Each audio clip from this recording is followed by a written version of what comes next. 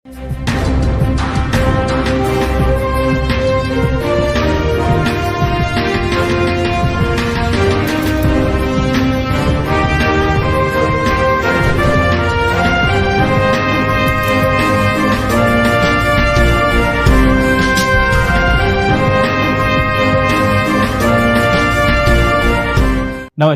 प्रभा साक्षी news network के खास कार्यक्रम जनगण मन में आप सभी का स्वागत है।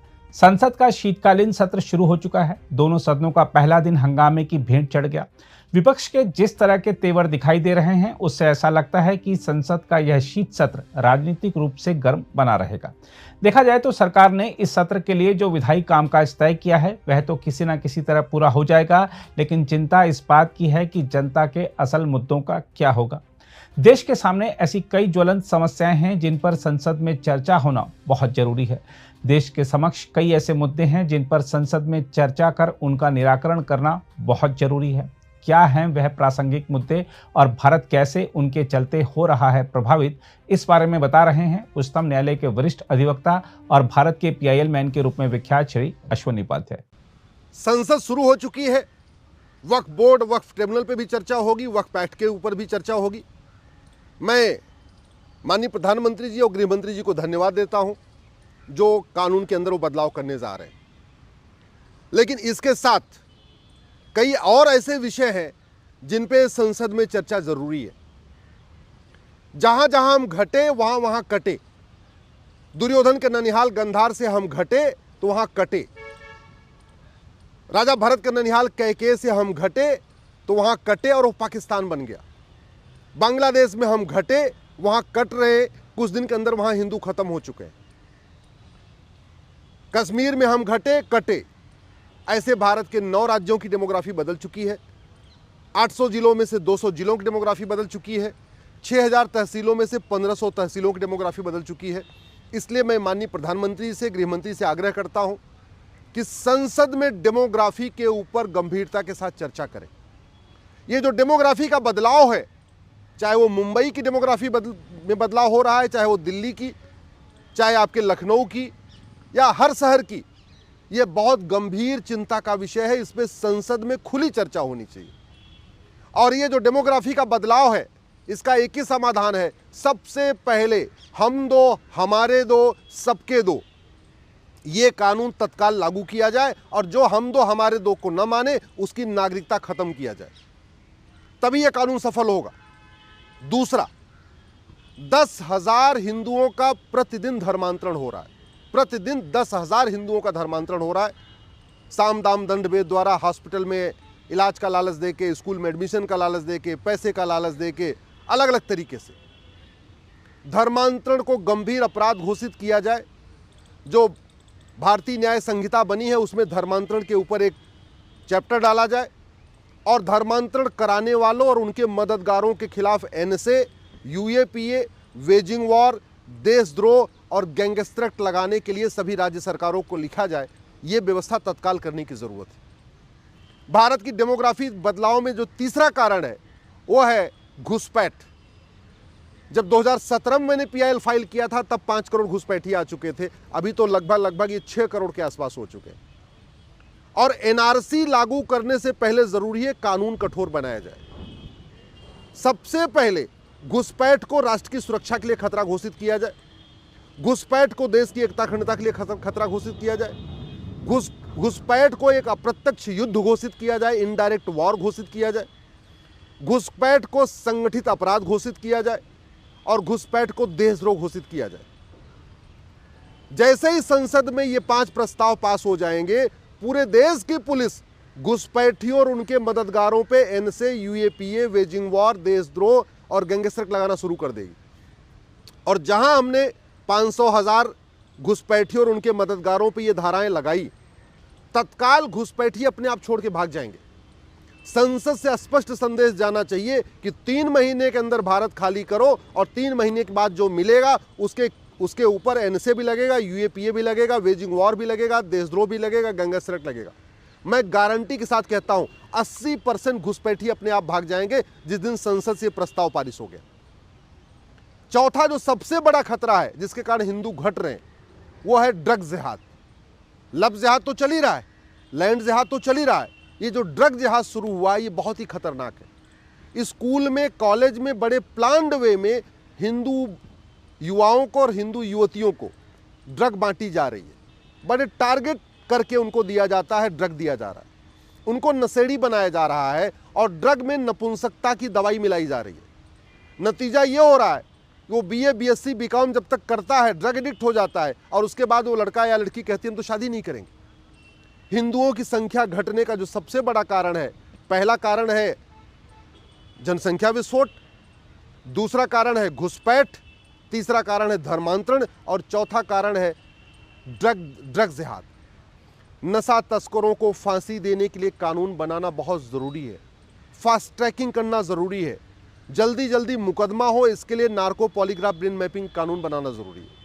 और पांचवा जो लव जिहाद चल रहा है, स्वाभाविक सी बात है, लव जिहाद पे कुछ राज्य सरकारों ने कानून बनाया है, धर्मांतरण पे कुछ राज्य सरकारों ने कानून बनाया है, लेकिन इस समस्या राष्ट्रीय है। लव जिहाद कश्मीर से लेके केरल तक हो रहा है, ड्रग जिहाद कश्मीर से लेके केरल तक हो रहा है, धर्मांतरण पूरे देश में हो रहा है, घुसपैठिए पूरे देश में आके रुक रहे हैं। इसलिए इस पे राज्य सरकारों को कानून बनाने की बजाय ये संसद में ही बनना चाहिए, संसद से ही संदेश जाना चाहिए, संसद में ही प्रस्ताव पास होना चाहिए कि जो आदमी ड्रग बेचेगा या जो आदमी ड्रग बेचने में मदद करेगा उसको फांसी दी जाएगी।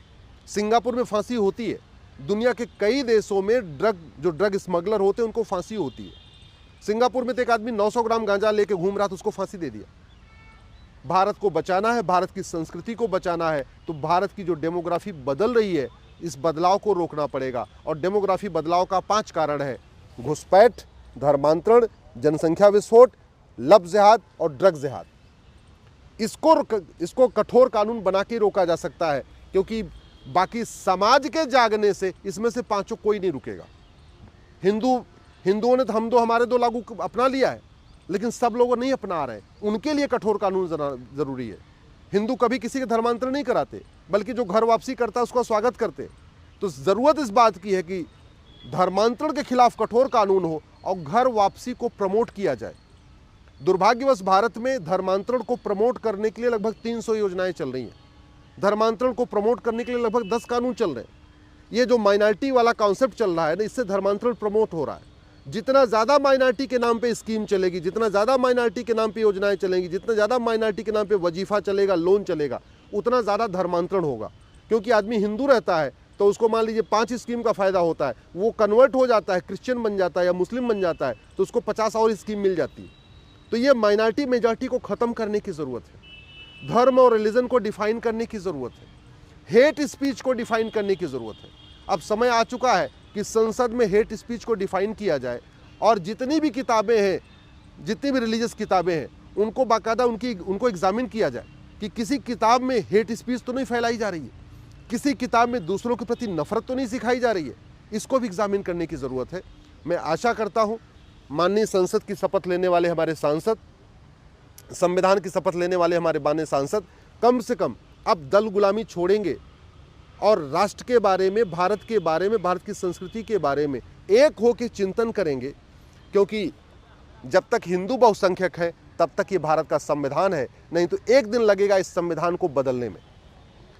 जब तक हिंदू बहुसंख्यक है तब तक भारत में लोकतंत्र है, जब तक हिंदू बहुसंख्यक है तब तक लोगों को फ्रीडम ऑफ रिलीजन है, जब तक हिंदू बहुसंख्यक है तब तक भारत में सबको बोलने की आज़ादी है, लिखने की आज़ादी है, सोचने की आज़ादी है, अपनी पसंद से अपने वस्त्र पहनने की आज़ादी है। जब तक भारत में हिंदू बहुसंख्यक है तब तक लोगों को अपने पसंद का रोज़गार करने का अधिकार है, तब तक अपने पसंद का व्यापार करने का अधिकार है।